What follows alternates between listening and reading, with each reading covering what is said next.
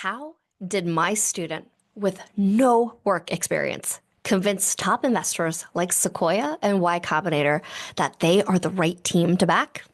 Let's break it down together today. My name is Shuo Chen. I'm a former entrepreneur, now investing in entrepreneurs and teaching entrepreneurship at Stanford and Berkeley. I'm also a board member at Decode, the largest entrepreneurship community co-hosted between Stanford and Berkeley students and alumni. And these are the secrets to closing your first fundraising round. Today, I want to explain a bit more about what investors look for in the founding team. All right, folks, if you're thinking, I don't have experience, so I'll never get funded, right? Well, let me stop you right there. Because when I look at my former students, among some of the most successful ones, oftentimes their resumes are really empty.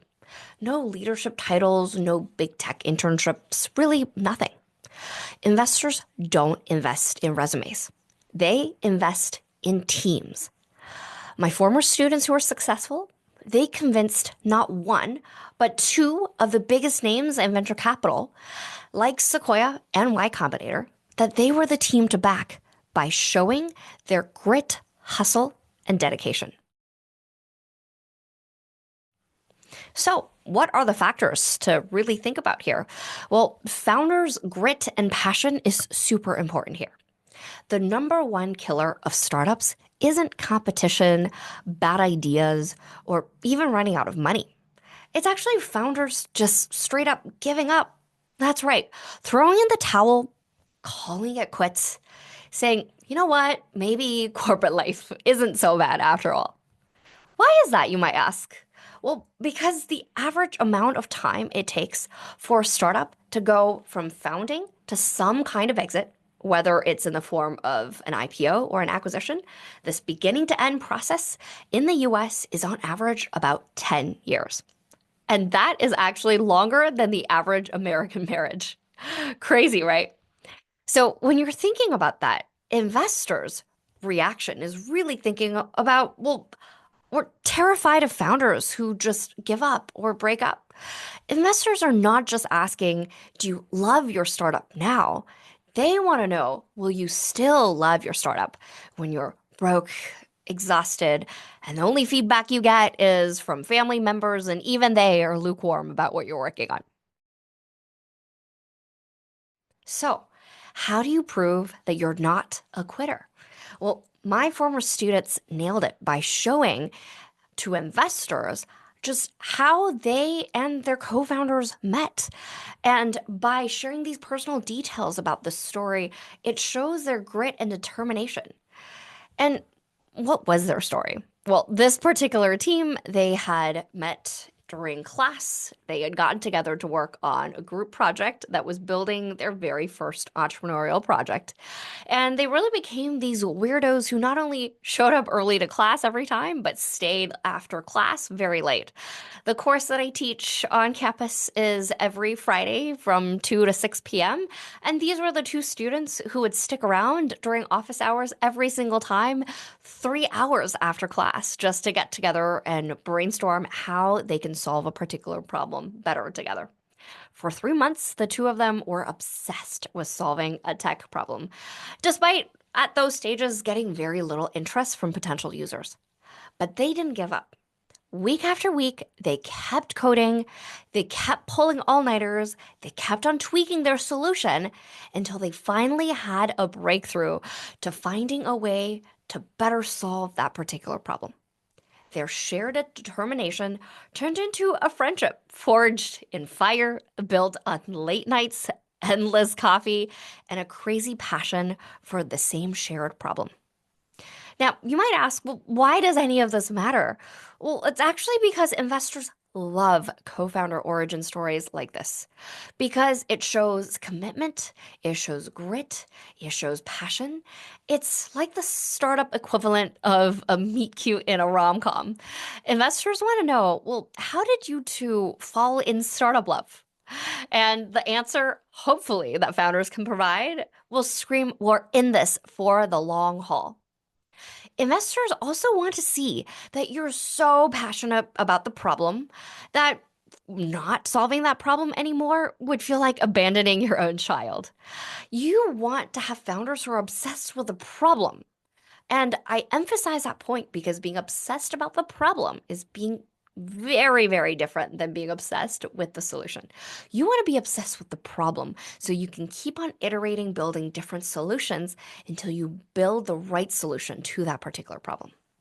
In fact, investors love to see founders who can not only show deep understanding, but also empathy for the problem space.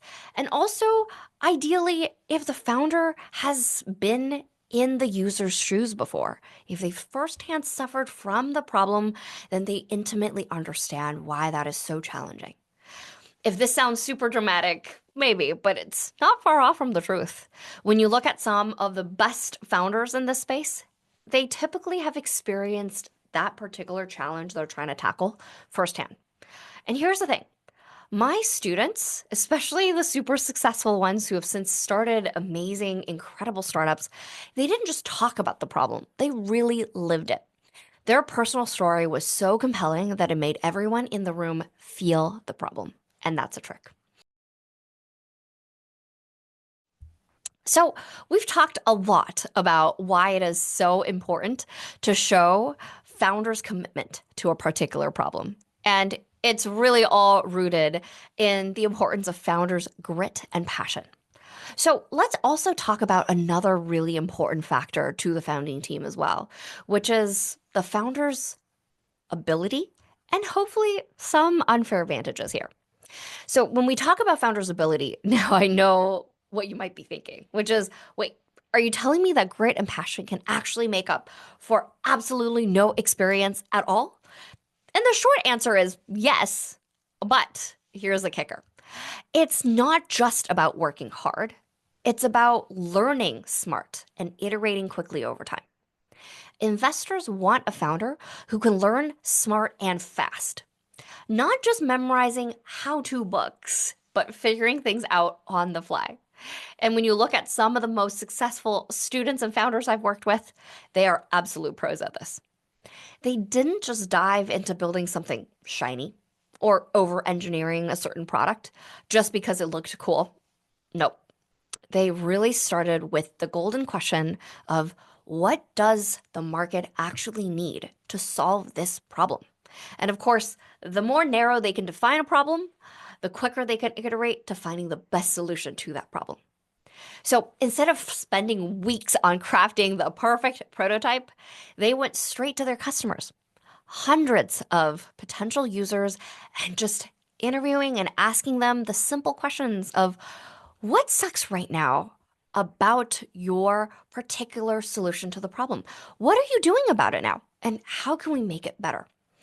And as you can tell from these simple questions, again, the more narrow you define the problem space, the quicker you can get to a really succinct answer to these questions. And of course, it wasn't about them pitching their idea. It was about listening, really listening to their users, listening more than they're speaking and asking questions only at the right times. And of course, it's also about learning in the most efficient way. They got that customer feedback and then boom. They didn't just write it down, they built, they tweaked, they tested and repeated and iterated until their users were begging to get their hands on the next iteration of the product. So here's where it really gets juicy. Investors love speed. Speed to learn, speed to iterate. My former students didn't just wait around for permission or have board meetings for consensus or wait to get positive feedback from a group of advisors they've assembled. Oftentimes, their first prototypes flopped. But here's the real magic. These incredible founders didn't just sulk, didn't get discouraged. They rebuilt version 2, oftentimes in just a couple of days. Yes, we're really talking about iterations in cycles of a unit of days. Because in the startup world, speed isn't just important, it really is critical to everything. If you can fail fast and iterate quickly, you are golden because you want to iterate and learn fast. And of course, get this. They did it all with low cost and, of course, high hustle. The kind of hustle that makes investors go, wait, If they can do that on a shoestring budget, imagine what they could do with some serious backing. Now, let's talk about how some of these most successful founders did it all. Learning fast doesn't necessarily mean running around with your hair on fire, even though most of the startups are struggling from their own problems all the time. But what it does mean is being strategic about where you spend your energy and money. My students didn't just burn through cash on unnecessary things, they were ruthless with their budget. And what truly mattered? Well, getting customers' feedback and experimenting based on that feedback. And that is the most important thing. So, some of the most successful students I've seen in building startups, well, they focused every dollar on areas where it really moved the needle. So, if you're out there and thinking that you need a fancy resume, a bunch of work experience, or a huge existing network to make it big in the startup world, you can definitely think again. You just need to have learned how to learn. And trust me, the market will let you know if you're on the right track. The next factor I want to talk a little bit about that most people don't talk about when we're thinking about how to demonstrate to investors why this is such a great funding team or a great founding team to be funding is being able to show a relatively clean cap table. So let's talk about this because it's actually crucial to any startup.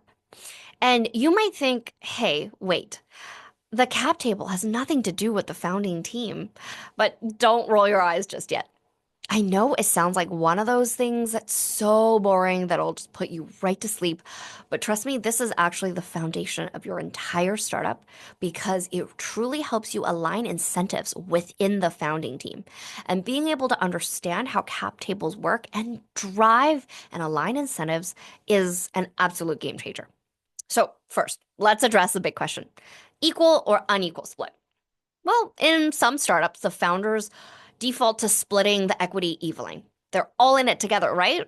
Equal partners, equal stakes seems to make obvious sense. But here is the thing. Sometimes you actually don't want to do that.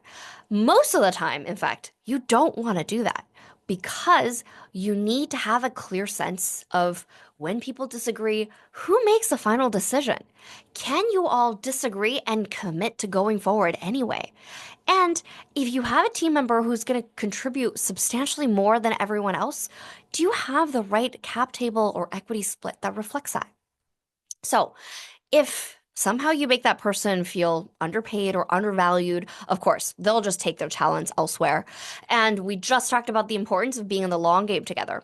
And so, of course, if that person just feels underpaid and undervalued, guess what happens to cap table then? Well, you end up with what we call high dead equity. And that's the kind of equity that just sits there doing nothing but weighing your company down because you've already given that equity away, but that particular individual is not doing work for you anymore. So, of course, when it's a core individual on your team, don't be cheap. You want to make sure to reward your core team members. And it's not necessarily about what they've done in the past either. It's about future looking.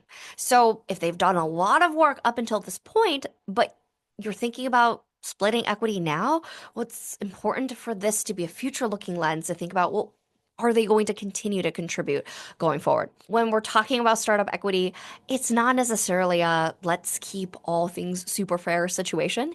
It's really about analyzing what do you expect people's expected contribution to be going forward into the future? How do you recognize talent and make sure they're invested in the success, the long-term success of your startup? Oftentimes, when we're talking about the founding team, we think we're just talking about the founder or the co-founders, right? But actually, it's really important to think about non-core team members as well. It is incredibly important to recognize that it's not just about the core team. I'm talking about everyone around them, the advisors, the angel investors, the ones who really help steer the ship without even being on the payroll. So, advisors. You can't just throw anyone in there and expect to impress top tier investors. No, no, no. Your advisors really need to be like your secret weapons. They need to be relevant to the industry of the problem that you're trying to tackle, and they really actually need to be involved. And when I say involved, I don't mean just showing up every once a quarter, every couple of months to sip coffee with you and pretend to be like we're having an important meeting right now. We're really talking about advisors who are going to roll up their sleeves and get their hands dirty with you and be in it with you even when the times are tough. You really want advisors who have walked the walk in your space. The ones who've been there and done that are the ones that top investors are really going to take seriously. And of course, it's super, super important to keep in mind that it is possible to have too many advisors as well. That oftentimes can be a huge red flag. It's like if you had a band with 30 lead singers all at the same time, and of course that's a mess. You want to really make sure to pick just a few rock stars who can actually make an impact, who can give you insights into things that you otherwise wouldn't have known about, who can tell you what your unknown unknowns are, things that you didn't even know that you didn't know about. People who you would feel comfortable and confident in enough that you can call up with a really big threatening issue that could threaten to kill your entire startup. In fact, you could actually be worse off by adding too many advisors that don't provide real value if they end up diluting your equity in the startup. And of course, there's more. What seals the deal oftentimes can be prominent angel and early investors. So if you're just starting off the batch, it's really important to start building these relationships early on. These are the folks who have their hands in all sorts of deals, and if they're backing you, it really sends an important message, a big one, to other investors out there, other institutions and funds, because these are the investors who show that not only are you as a person a solid bet, but that you've got some industry heavyweights already in your corner ready to support you and make it happen. Investors in your space who get the industry will really make larger venture capital funds take a second look at you, especially when they can provide you with a warm intro. So, you can start to consider angel investors who are, for example, former executives at a unicorn startups or even at a big industry player that is super relevant to the space that you're in. In fact, somewhat counterintuitive is you can even find an advisor who has built an important startup in this space that has failed before, but who can now tell you all the ways to avoid all the mistakes they made back in the day so that you can succeed at what you're building now. It's almost like showcasing to big name investors that you're somehow being able to collect a secret cheat code in advance. And it shows big name investors that you have the credibility because you're not just coming up with some idea in a room, but you have these people who can really help you with the real insights because they've lived and breathed that particular space.